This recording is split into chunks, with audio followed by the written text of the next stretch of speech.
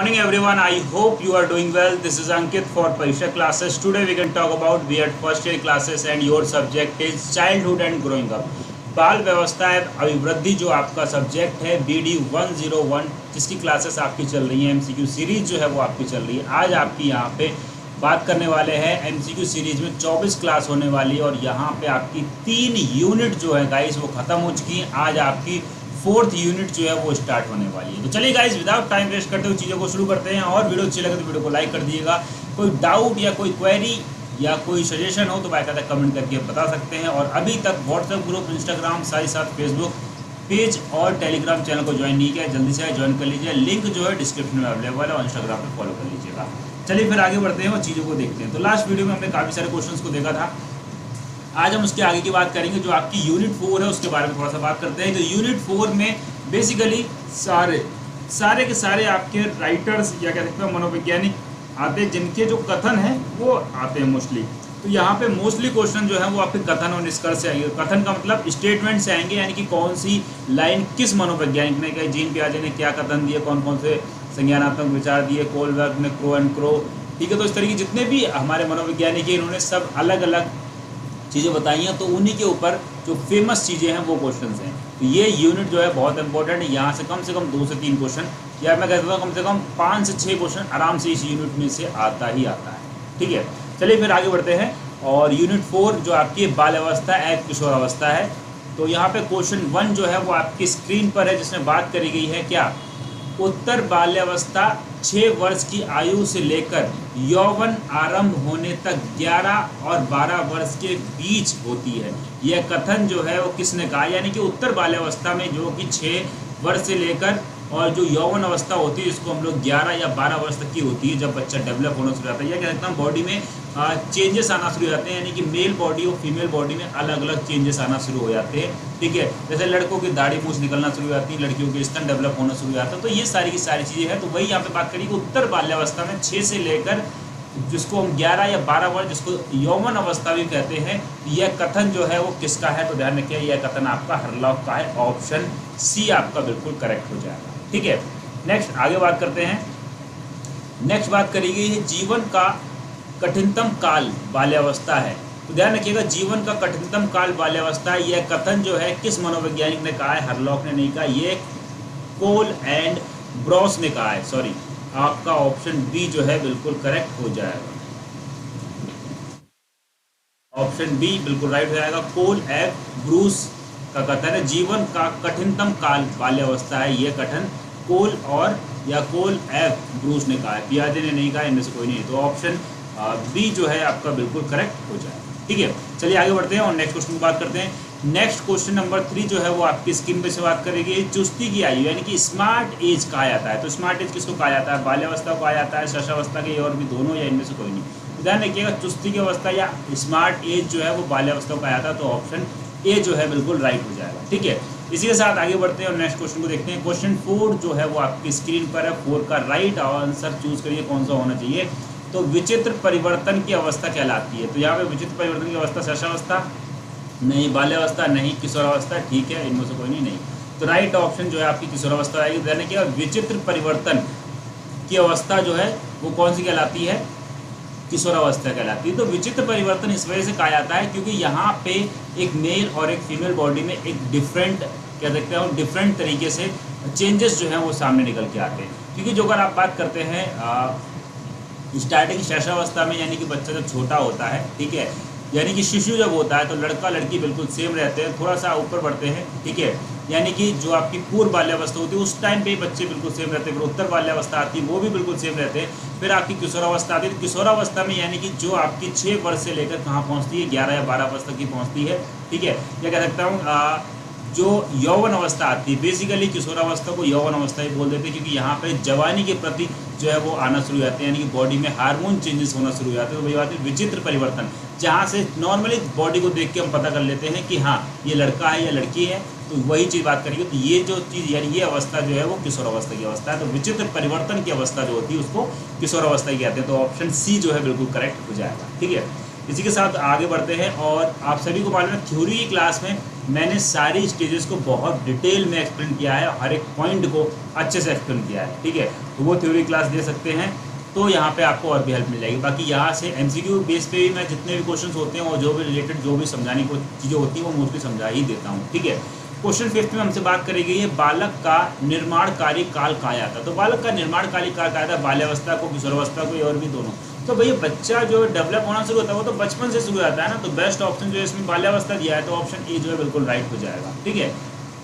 इसी के साथ आगे क्वेश्चन पे आते हैं। क्वेश्चन 6 जो है आपकी स्क्रीन पर है। 6 क्वेश्चन में क्या पूछा गया, बाल्यावस्था में प्रत्यय गठन का तत्व है। किसका प्रत्यय गठन का तत्व है? किशोर शारीरिक विकास पहला ऑप्शन, सेकंड में रचनात्मक विकास, थर्ड में है व्यक्तिगत विभिन्नता, फोर्थ है उपयुक्त सभी। तो बाल्यावस्था में प्रत्यय या प्रत्यय गठन के तत्व जो है वो शारीरिक विकास भी होता है, रचनात्मक भी होती है और व्यक्तिगत भी होती है। तो ऑप्शन डी आपका बिल्कुल करेक्ट हो जाएगा, ठीक है।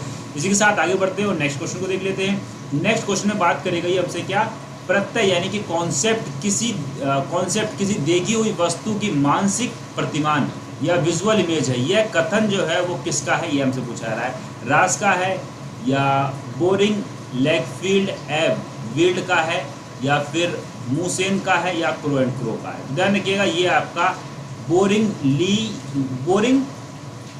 लेगफील्ड एब वीलैंड का है, तो ऑप्शन बी करेक्ट हो जाएगा। तो प्रत्यय कॉन्सेप्ट किसी देखी हुई वस्तु का मानसिक प्रतिमान या विजुअल इमेज है, ये कथन आपका किसका है, बोरिंग लेगफील्ड एब वील्ड का, ठीक है। नेक्स्ट बात करते हैं क्वेश्चन 8 की। क्वेश्चन 8 में हमसे क्या पूछा गया है, प्रत्यय निर्माण की प्रक्रिया। तो प्रत्यय निर्माण की प्रक्रिया कितनी होती है, तो यहाँ पे ऑप्शन आपका बी सही हो जाएगा। प्रत्यय निर्माण की 5 प्रक्रियाएं होती हैं, ठीक है। कौन कौन सी होती हैं उसको हम अभी आगे पढ़ लेंगे, क्योंकि वहाँ से भी हमने क्वेश्चन इसमें डाले हुए हैं। प्रत्यय निर्माण की प्रक्रिया, तो यहाँ पे पूछा गया कौन कौन से प्रत्यय, तो प्रत्यय निर्माण की प्रक्रिया निरीक्षण भी होती है, तुलना भी होती है, पृथक्करण भी होती है और उपयुक्त सभी। तो राइट ऑप्शन क्या हो जाएगा यहाँ पे, उपयुक्त सभी, यानी कि ऑप्शन डी करेक्ट हो जाएगा। तो ये सारी की सारी आपकी प्रत्यय निर्माण की प्रक्रिया ही है। नेक्स्ट बात करते हैं, प्रत्यय क्रियाशील ज्ञानात्मक मनोवृत्ति, यह कथन किसने कहा, यानी प्रत्यय क्रियाशील ज्ञानात्मक मनोवृत्ति, यह कथन जो है आपका किसका है, बोरिंग का है, लेगफील्ड का है या वील्ड का है या उपयुक्त सभी। तो ध्यान रखिएगा इससे पहले हमने यही क्वेश्चन बिल्कुल सेम किया था, बस उसकी लैंग्वेज थोड़ी चेंज थी। तो यहाँ पे ये तीनों के तीनों है, प्रत्यय क्रियाशील ज्ञानात्मक मनोवृत्ति जो है वो ये कथन आपका बोरिंग का भी है, लेगफील्ड का भी है और वील्ड का भी है। इससे पहले हमने यही क्वेश्चन यहाँ पे बात करी थी, ये देखिएगा प्रत्यय यानी कॉन्सेप्ट किसी देखी हुई वस्तु की मानसिक प्रक्रिया है, तो बोरिंग का भी, लेगफील्ड का भी, वील्ड का, उसी को थोड़ा सा घुमा के यहाँ पे पूछा गया है इस क्वेश्चन में, ठीक है। तो ध्यान रखिएगा, तो इसका भी ऑप्शन आपका डी हो जाएगा, यानी कि प्रत्यय क्रियाशील या ज्ञानात्मक मनोवृत्ति जो है बोरिंग, लेगफील्ड और वील्ड तीनों का है। इसी के साथ आप सभी को मालूम है कि बीएड फर्स्ट ईयर का टीचर बैच जो है चल रहा है। जिन कैंडिडेट को इंटरेस्टेड है, जिन्होंने अभी तक कुछ नहीं पढ़ा, उनके लिए बिल्कुल बहुत बढ़िया अपॉर्चुनिटी है। वो इस बैच को लेके आप अपना आराम से अच्छा खासा परसेंटेज गेन कर सकते हैं।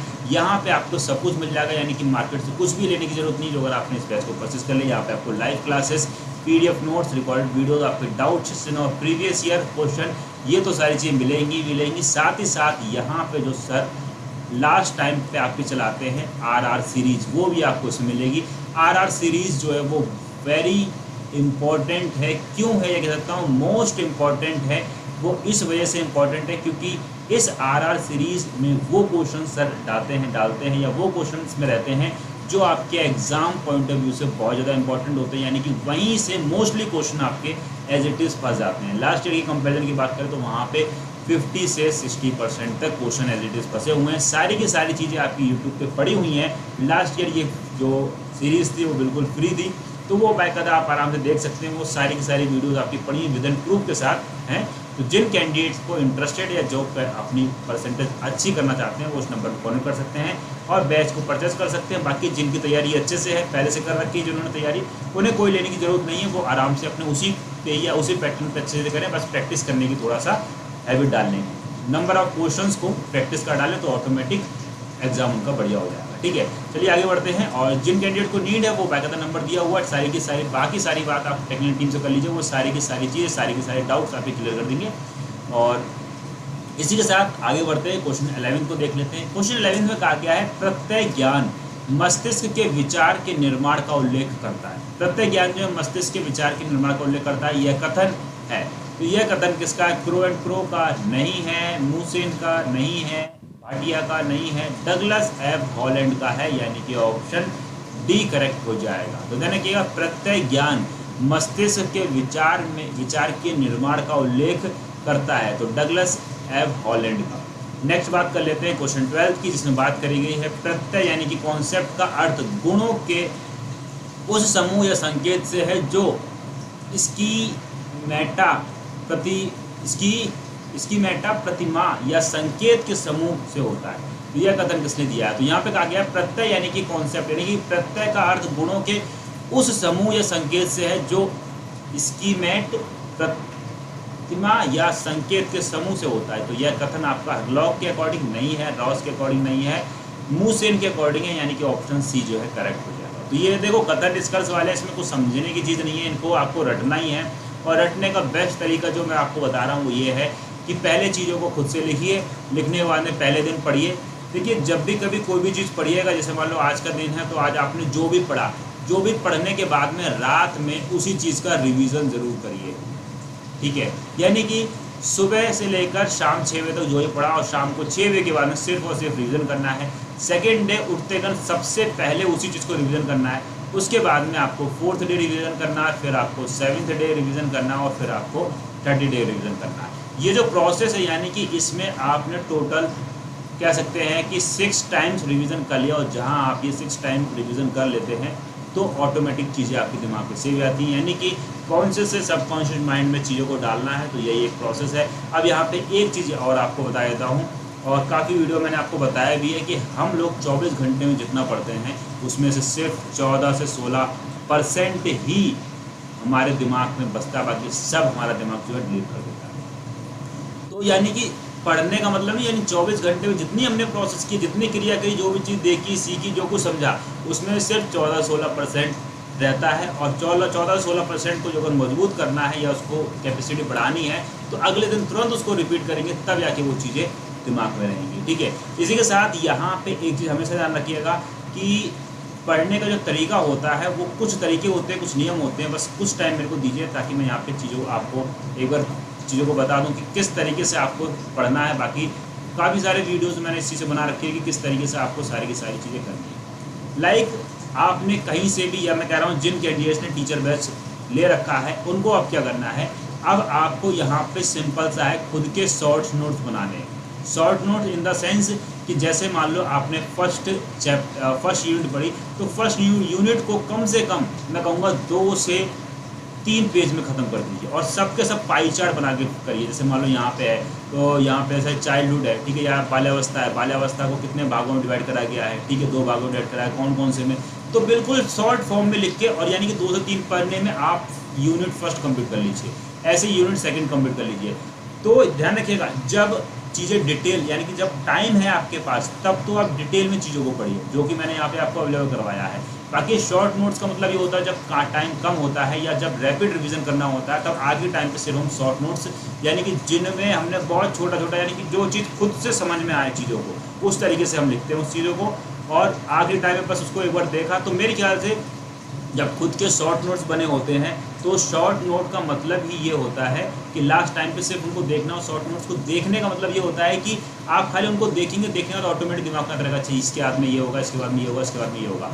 तो जब 3 से 4 बार 5 बार आप शॉर्ट नोट्स को देख लेंगे अपने, तो ऑटोमेटिक चीज़ें आपके दिमाग में सेव हो जाएंगी, ठीक है। जैसे किशोरावस्था है, किशोरावस्था की कौन सी एज है, ठीक है, किस टाइम से किस टाइम तक आती है, ठीक है। ऐसी बाल्यावस्था, यानी कि जो बाल्यावस्था है आपकी, इसको कौन कौन से स्टेज में डिवाइड करा गया, प्रौढ़ावस्था है, ठीक है। तो ये सारी की सारी चीज़, यानी कि इन सबको एक ही पेज पे लिख डालिए, ठीक है। फिर एक राइटर को उठाइए, जैसे हमारे जीन प्याजे के अकॉर्डिंग जितनी भी चीज़ें उन सबको एक पेपर पे अपने से शॉर्ट नोट बना ली कि इनका जन्म यहाँ हुआ, इन्होंने मोस्टली इस भाषा में दिया है और ये शब्द इस भाषा से उत्पत्ति हुई है, इस तरीके की चीज़ें करते हैं, ठीक है। तो ये चीज़ होती है सही तरीका या सही स्ट्रेटेजी, यानी कि आखिरी टाइम पे सिर्फ और सिर्फ शॉर्ट नोट्स ही रिवीजन करे जाते हैं, और जो कि खुद के रिवीजन या खुद के होते हैं, ठीक है। क्योंकि इतना टाइम नहीं होता कि डिटेल में सारी की सारी चीज़ें हम पढ़ पाएँ, ठीक है। तो ध्यान रखिएगा। आगे बढ़ते हैं क्वेश्चन नंबर 13 पे। 13 में कहा गया है किशोरावस्था का अर्थ है आगे बढ़ना, बड़ा होना, आगे बढ़ना, बड़ा होना या परिपक्वता की तरफ बढ़ना, उपयुक्त सभी। तो ध्यान रखिए किशोरावस्था का बेस्ट ऑप्शन जो है आपका डी हो जाएगा, परिपक्वता की तरफ बढ़ना। यानी कि बच्चा इस टाइम पे समझदार हो जाता है और बच्चा अपने आप को दिखाने की कोशिश करता है कि हाँ अब मैं बड़ा हो चुका हूँ और अब मुझे बच्चे ऐसा ट्रीट मत करो।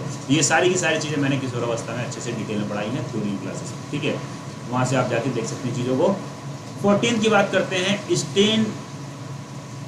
स्टेनले हॉल ने किशोरावस्था को कितने भागों में बांटा है। अब हर मनोवैज्ञानिक ने हर चीज़ को अलग अलग भागों में बांटा है, तो थोड़ा सा जो फेमस हैं उनको खासकर जरूर पढ़ लीजिएगा, और अभी आपके पास टाइम है तो सारी चीज़ों को पढ़ सकते हैं। तो ध्यान रखिएगा स्टेन हॉल ने किशोरावस्था को कितने भागों में बांटा है। तो स्टेन हॉल ने किशोरावस्था को 2 भागों में बांटा है। कौन कौन सी, ठीक है, तो वो चीज़ अभी हम आगे देखेंगे। यहाँ पे देखिएगा जन्मोपरांत मानव विकास की तृतीय अवस्था है।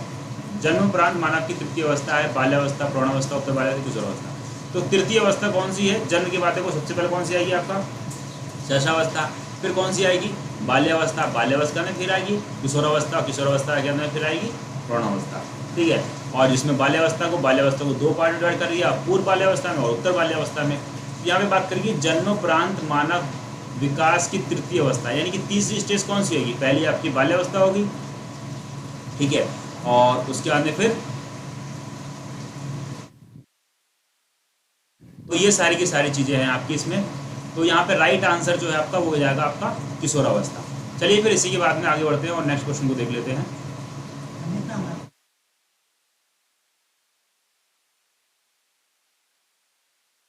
चलिए फिर क्वेश्चन नंबर 16 को देख लेते हैं। और क्वेश्चन 16 में हमसे क्या पूछा हुआ है, क्वेश्चन 16 में पूछा गया है किशोरावस्था वया संधि के बाद की अवस्था, यानी किशोरावस्था के बाद की अवस्था की बात करेगी जिसमें व्यक्ति के आत्म उत्तरदायित्व का स्थापना होता है, ठीक है। यह कथन जो है वो किसका ये पूछा गया है, क्रो एंड क्रो का, ब्लेयर का, जोन्स का या आई जेनेक का। तो यह कथन आपका किसका होगा, आई जेनेक का, यानी कि ऑप्शन डी करेक्ट हो जाएगा। तो यहाँ बात करेगी थी किशोरावस्था वया संधि के बाद की अवस्था है जिसमें व्यक्ति में आत्म उत्तरदायित्व की स्थापना हो जाती है, यानी कि बच्चा जो बड़ा हो जाता है। किशोरावस्था की बात करी गई, किशोरावस्था और प्रौढ़ावस्था के बीच के बारे में बात करी गई है यहाँ पे। तो ये जो कथन है किसका है, ये आपका आई जे नेक का है, ऑप्शन डी राइट हो जाएगा, ठीक है। इसी के साथ आगे बढ़ते हैं और 17 को देखते हैं। किशोर ही वर्तमान की शक्ति व भावी आशा को प्रस्तुत करता है, यह कथन किसका है, तो ध्यान रखिएगा जर शील्ड का, हरलॉक का, फ्रायड का या क्रो एंड क्रो का। तो ध्यान रखिएगा क्रो एंड क्रो का ये है कथन है, तो राइट ऑप्शन आपका डी हो जाएगा।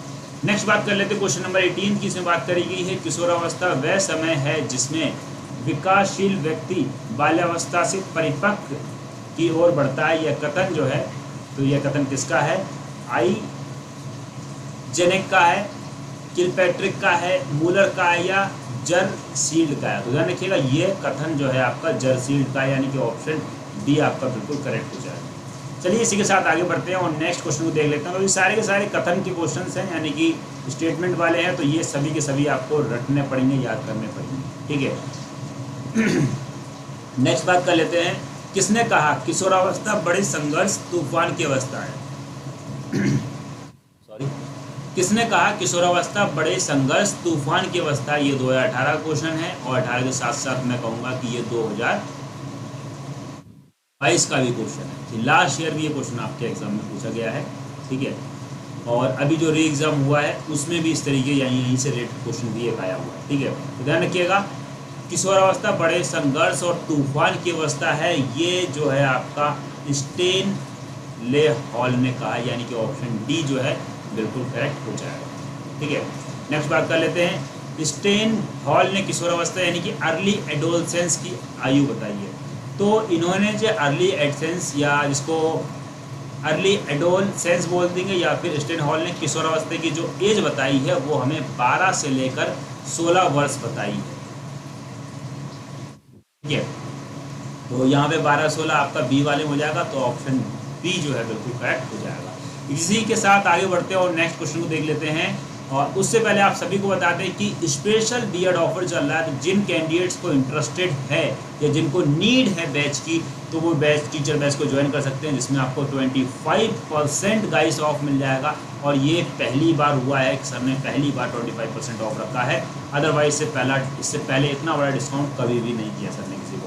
Live classes, PDF notes, record videos, ये सारी की सारी चीज़ें मिलेंगी। साथ साथ आपने इसको यहाँ पे आपको आर यानी कि रैपिड रिवीजन सीरीज़ भी आपको यहाँ पे देखने को मिलेगी, जिसकी कॉस्ट जो थी वो आपकी 1999 रुपीज़ रखी गई थी, बट अभी आपको 25% ऑफ के बाद में ये सिर्फ 1499 रुपीज़ के पड़ेगा। तो इसमें लिमिटेड सीट्स हैं, जिन कैंडिडेट्स को एक्चुअली में नीड है उनके लिए ही सर ने ये ऑफ़र निकाला है। बाकी जिनको ज़रूरत है तो वो इसको ऑफ़र को जाने मत दीजिएगा, टाइम से पहले ऑफ़र का यूज़ ले लीजिएगा, तो आपको यहाँ पे 25% ऑफ देखने को मिल जाएगा। बाकी लिमिटेड सीट्स है, इस चीज़ का ध्यान रखिएगा। बाद में आप पूरा पेड करेंगे तो भी आपको एनरोलमेंट नहीं मिलेगा, यानी कि एडमिशन नहीं मिलेगा। तो अभी ओपन है, जब तक ओपन है तब तक जल्दी से इसमें एनरोलमेंट कर लीजिएगा। चलिए फिर आगे बढ़ते हैं, और ये कॉन्टैक्ट नंबर आपके सामने, बाकी सारी की चीज़ें आपको टेक्निकल टीम समझा देगी किस तरीके से कैसे क्या प्रोसेस है, और सारी की सारी चीज़ें आपको अवेलेबल करवा देगी। नेक्स्ट 21 की बात करते हैं। आज थोड़ा गला दिक्कत कर रहा है। स्टेनले हॉल के अनुसार उत्तर किशोरावस्था की आयु क्या है? ठीक है, तो स्टेनले हॉल के अनुसार उत्तर किशोरावस्था को हमने 17 से लेकर 19 में बांटा है, 17 से लेकर 19 वर्ष, यानी कि ऑप्शन सी आपका बिल्कुल राइट हो जाएगा। ओके, इसी के साथ आगे बढ़ते हैं और नेक्स्ट क्वेश्चन को देख लेते हैं। Next question number 22 on your screen, tell me your right answer. क्या होना चाहिए इसका सही जवाब? 22 में कहा गया है किशोरावस्था एक अत्यंत संवेगात्मक, उथल पुथल, झंझावत तथा तनाव की अवस्था। यह कथन किसका है? तो ये आपका स्टेन हॉल का कथन है।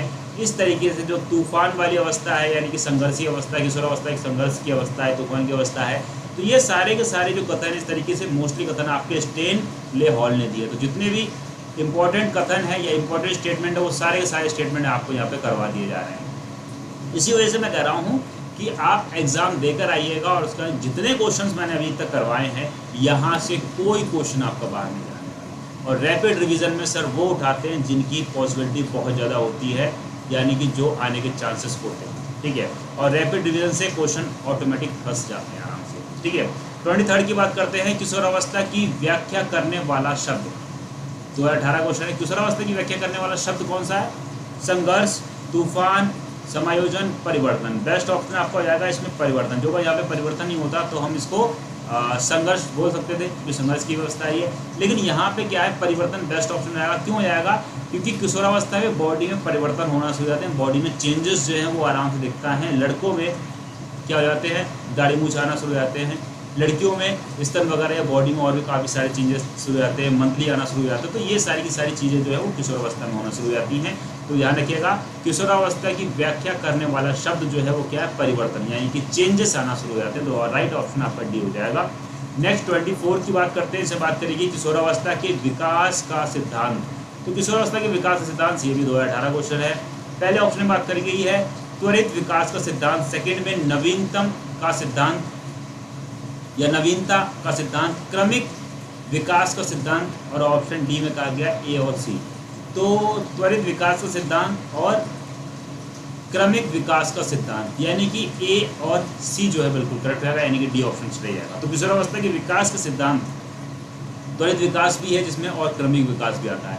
नवीनता का सिद्धांत जो है वो किशोरावस्था के सिद्धांत के अंतर्गत नहीं आता, ध्यान रखिएगा, क्योंकि यहाँ पे कुछ नया तो हो ही नहीं रहा है ना, बॉडी वहीं से है, बस वहीं से चेंजेस आ रहे हैं बॉडी में। तो वही बात की, त्वरित विकास का सिद्धांत और क्रमिक विकास का सिद्धांत। ठीक है, नेक्स्ट आगे बढ़ते हैं और 25 की बात करते हैं। 25 क्वेश्चन में कहा गया है एडोलसेंस, मोस्ट इंपॉर्टेंट, ये आपका 2018, 19 और 2022 लगातार रिपीटेड क्वेश्चन है। एडोलसेंस पुस्तक जो है वो किसने लिखी है, इसका राइट आंसर आपको कमेंट में करके देना है। और ये आज का आपका लास्ट क्वेश्चन था, इसका आंसर कमेंट में करके देना है, और यहीं पे वीडियो को एंड करता हूँ। 25 क्वेश्चन को हमने देख लिया यहाँ पे, और इसी के साथ वीडियो अच्छी लगी हो तो वीडियो को लाइक कर दीजिएगा, चैनल पे फर्स्ट टाइम विजिट करना, चैनल को सब्सक्राइब कर बेल आइकन को क्लिक कर दीजिएगा। एक पॉजिटिव कमेंट जरूर दीजिएगा अपना, वीडियो आपको कैसी क्या लगी, कोई सजेशन या कोई डाउट या कोई क्वेरी हो तो बाकायदा पूछ सकते हैं। और अभी तक WhatsApp group, Telegram channel, Facebook page और इंस्टाग्राम में फॉलो नहीं किया, जल्दी से फॉलो कर लीजिए, लिंक सभी के डिस्क्रिप्शन में मिल जाएंगे। और अभी तक आपने अदर यूट्यूब चैनल ज्वाइन नहीं किया तो उनको ज्वाइन कर सकते हैं, अपने स्किल्स को डेवलप कर सकते हैं। ऑनलाइन किस तरीके से अर्निंग कर सकते हैं वो सारी की सारी चीज़ें आपको हमारे बताते हैं, या अपनी स्किल्स को किस तरीके से डेवलप कर सकते हैं। क्योंकि आज के टाइम पे एक चीज़ हमेशा याद रखिएगा, 5 साल में कितना कुछ बदल गया और आने वाले 5 साल में कितना कुछ बदल जाएगा। यानी पिछले 5 साल में सारी चीज़ें ऑनलाइन आ चुकी हैं और आने वाले 5 साल में कहाँ से कहाँ चीज़ें जाने वाली। यानी कि टेक्नोलॉजी को हम लोग इतनी तेज़ी से अडॉप्ट कर रहे हैं, और जब तक टेक्नोलॉजी को आप अपना साथी, एक अपना गुड फ्रेंड नहीं बनाएंगे तब तक कहीं ना कहीं आप भी पीछे रहेंगे। क्योंकि आज के टाइम फ़ोन सब चला रहे हैं, इंस्टाग्राम सब चला रहे हैं, फेसबुक सब चला रहे हैं, व्हाट्सएप सब चला रहे हैं, बट अर्निंग कोई कर रहा नहीं। 1.5 GB डाटा पर डे हर इंसान यूज़ कर रहा है, उसके बावजूद भी कोई अर्निंग नहीं कर रहा है, यानी कहीं से भी। और यहाँ पे जो अगर आप बीएड कर रहे हैं तो मैं इतना कह सकता हूँ कि सभी अपने आप में परिपक्व होंगे, 24-25 की एज में सभी होंगे, बाकी इससे ऊपर के भी लोग होंगे। क्योंकि मिनिमम इतनी एज होगी बीएड की, क्योंकि ग्रेजुएशन करने के बाद में ही इंसान यहाँ पे आता है, बीएड करने के बाद में। तो यहाँ पे अपनी स्किल्स पर थोड़ा फोकस करिए। तो बाकी जो अदर यूट्यूब चैनल है उसमें मेनली मैं स्किल्स के ऊपर ही काम करता हूँ कि किस तरीके से आप अपनी स्किल डेवलप कर सकते हो। फर्स्ट ऑफ ऑल अपनी स्पीकिंग स्किल डेवलप कर दिए, अपना ड्रेसिंग सेंस वगैरह थोड़ा डेवलप करिए, ठीक है। किसी से बात करते हो तो किस तरीके से लोगों को उसे अट्रैक्ट कर सकें, ये सारी चीज़ डेवलप करें। और बहुत सारी चीज़ें होती हैं जिसमें हम बात करते हैं अपने अदर यूट्यूब चैनल पर, ठीक है। तो यहाँ पे आज के लिए आप सभी के लिए इतना। बाकी अभी तो मेरे ख्याल से आप सभी के एग्जाम है तो अपने एग्जाम पे फोकस करिएगा, बट जब भी टाइम मिले तो जरूर इस चीज़ को करिएगा, अपनी स्किल्स के ऊपर जरूर काम करिएगा, ठीक है। तो मिलते हैं गाइस फिर नेक्स्ट वीडियो में। और कोई डाउट या कोई क्वेरी को या कोई सजेशन हुआ कर तो कमेंट करके पूछ सकते हैं। पर्सनली मेरे से बात करने के लिए इंस्टाग्राम पे फॉलो कर लीजिएगा, लिंक आपको डिस्क्रिप्शन में अवेलेबल है। मिलते हैं फिर नेक्स्ट वीडियो में, तब तक के लिए thanks for watching, have a nice day. जय हिंद, जय भारत, love you to my dear friends, thank you so much all of you, take care and bye.